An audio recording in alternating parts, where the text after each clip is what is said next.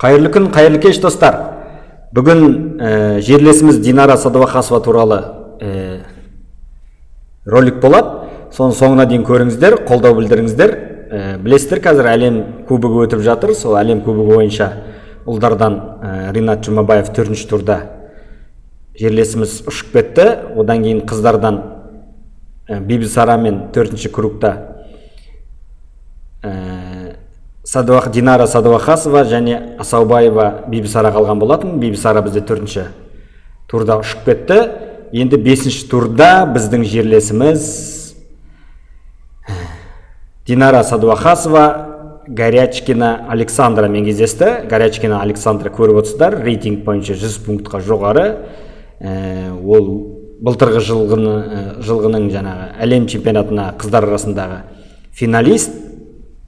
Өте мықты ресейлік ойыншы, номері 1-ші десек те болады.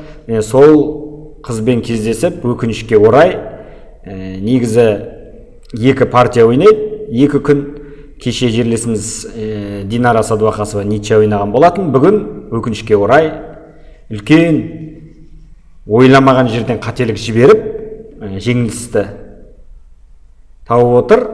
Енді сол қалай болғанын сіздерге мен көрсетпекшімін. Ендеше кеттік, көрейік. Так, ақтармен кеше қара түспен жерлесіміз өте жақсы қорғана біліп, тең-бе-тең ойнаған. Егер бүгін ұтып кететін болса, полуфиналға шығатын мүмкіндігі зор еді. Өкінішке орай, енді қарсылас оңай шағылар жаңғақ емес. Бүкіл Сочиде отқан Ресей мемлекетінің 1-ші тақтасы, өте талантты қыз. Былтыр қолдан әлем чемпионын 2 жыл бұрын жіберіп қойған болатын. Китаянка қызға. Мен сол бойынша бүгін сол қызбен кездесіп отқан жөні бар. Так, кеттік, көрейік. Қалай болған? Динара бізде D4 ойнады.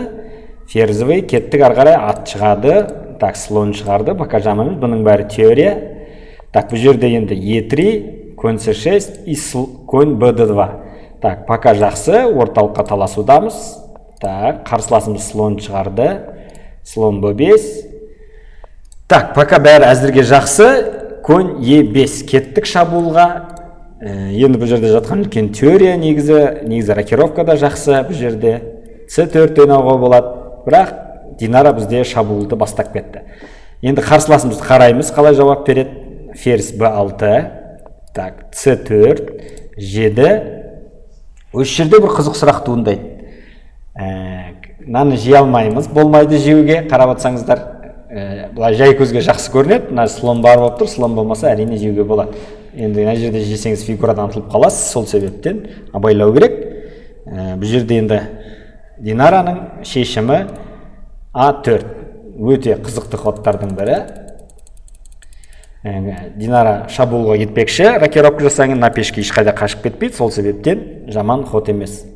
Так, қарсыласымыз слон B4 шабуылмен шығаруда, рокировкаға дайындалуда. Так, осы жерде рокировка, слон C6 дейді. Өте қызықты шешім. Менің ойымша негізі бұл жерде конь C4 ойнаса тоже қызық еді. Ферзбен енді мына жерде көріп отырсыздар, ферзбен артқа қашса, мына жерде бір-ақ жол бар, мына жерге қашса, мына связкаға түседі, оңдыртпай ұтылады. Бұлай жай ғана ала салуға, бұлай жерге қойып, качество атып алуға болады. Өйтіп ойнауға болмайды. Егер ферзбен мына жаққа қашатын болса, онда тоже жей саламыз. Таза бір пешка артық, вилка оның үстіне. Бұл да жай жақсы жеңіске жетуге болады. Сондықтан қарсыласымыз бұл жерде ферзді 4 ойнайды негізі. Бұл жерде аламыз. Так, не қыл дейді. Бұл жерде компьютердің анализі бойынша коньмен алу керек дейді. Енді бұл жерде вариант көп. Ферзмен бұлай алуға болады, бұлай алуға болады. Енді егер бұлай алса не болады? Жай ғана ладьямен аламыз, бұлай алады. Енді тоже ничейный вариант. Бұлай. Бір пешка артық, бірақ шыдамды ойнауға болады. Преимущество 2 слонов бар. Так, енді бұл жерде үлкен теория жатқан. Әрине ол Горячкинаға барады деп айта алмаймын бұндай вариантқа. Может, слон да алу мүмкін еді. Сондықтан Динараға да ұнамаған болу керек бұл жерде. Динара негізі бірінші слонды алып алып бұл жерде, тоже жаман емес, пешкіні алып алып, орталық пешкіні қорғадық, бір жағынан темппен шабуыл жасадық. Ферзь А6, бұның бәрі теория, негізі бұндай вариантта ферзь көбінесе осы жерге тұрады екен. Так, ары қарай қарастырамыз. Так, конь Е3, конь Д5, горячкин өте мықты ойнауда, барлығын дайындықтары жақсы сияқты, білетін сияқты, бұрын кездескен сияқты тәжірибесінде. Енді бұл жерде слон Ж3 ойнау керек. Динара жақсы қорғануда, жақсы ойнауда. Так, F6. Енді осы жерде слонды алу керек. Әрине Динара алды, өте керемет, қарсылас алды. Конь D3, бәрі пока әдемі. Енді осы жерде негізі алып жіберуге болады дейді, алып жібереді, потом шах береді, конь артқа қарай қайтады. Одан кейін слонды әкеп алуға болады мына жерге. Енді қарап отырсаңыздар, енді сол вариантты көрсетейін, жейміз. Енді бұл жерде ат артқа қашу керек, немесе фигурадан ұтылады, көріп отырсыздар, мына жерде двойной удар қайтады. Сосын бұл жерде теория бойынша компьютер негізі слон мына жерге әкеп алуға болады, блокада.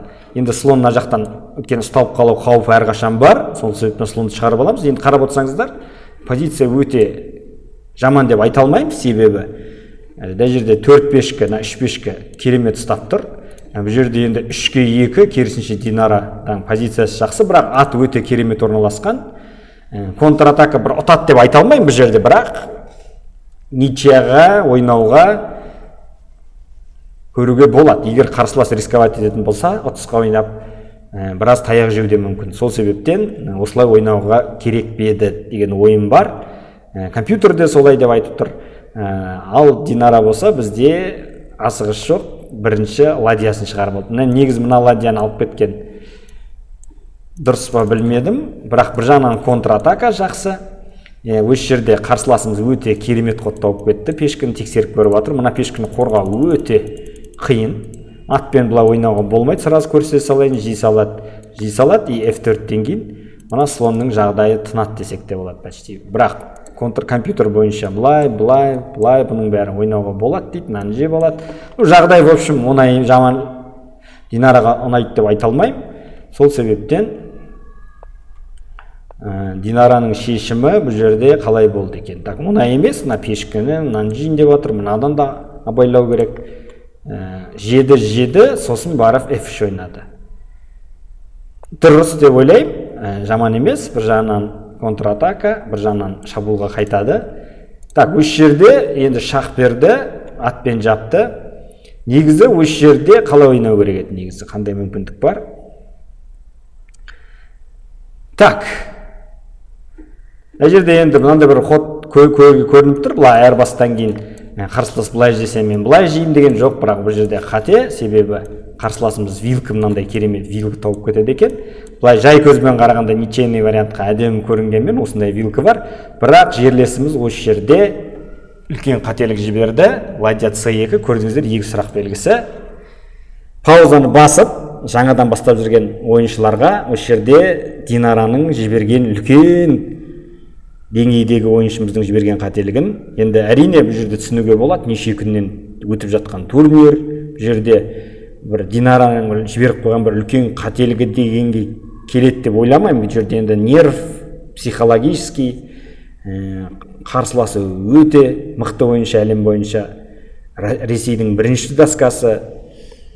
Неше күннен бері 5-ші тур, қанша партия ойналған, нерв, бір жерде жиі кімнің сыр береді, солар осындай қателікке белі болады. Міне осындай қателік жібер, паузаны басып көріңіздер, егер сіздер тапсаңыздар, пікірге, комментке жазыңыздар. Неге бұл жерде бұлай жегеннен кейін қарсыласымыз уақытын тоқтатып, өзінің жеңілгенін мойындады? Қалай ойлайсыздар? Паузаға басып, комментке ойыңыз жазып көріңіздер. Дұрыс болып жатса, әрине лайк қоям. Әрине жауаптарыңыз дұрыс болса, ол мынандай, мына жерде енді қайтару керек ладьясын. Осы жерде конь E3 ойнайды деген үлкен қателік, себебі олай ойнамайды, бірде жай ғана качество болады. Тапсаңыздар ферзь F1, міне осыны қателікті жіберіп қойған сияқты. Өйткені Динараның есебі бойынша ол конь E3 ойнайды, мен шах берем, конь артқа қарай қашады, и темп ұтып алам. Бұл жерде мен ұтылам деп ойламаған болса керек, бірақ Көрдіңіздер, осындай үлкен деңгейдегі гроссмейстер қыздарымыз осындай қателікті жіберіп қойып жатыр. Жай ғана шах, атпен осындай керемет вилка, кез келген ходқа көріп отырсыздар, бір ладьямен бұл жерде ойнау мүмкін емес. Сол себептен түсінгендей болу керек Динара. Өзі ладья C2-ге разменге қойды, айырбас, сағатты тоқтатып жеңілгенін мойындады. Міне көрдіңіздер қателікті. Сіздерге ұнады деп ойлаймын. Осындай қателіктерді есепке алып, сіздерде сабақ алды деп ойлаймын. Келесі сабақта кездескенше сау саламатта болыңыздар. Каналымызға жазылып, лайк басудан ұмытпаңыздар.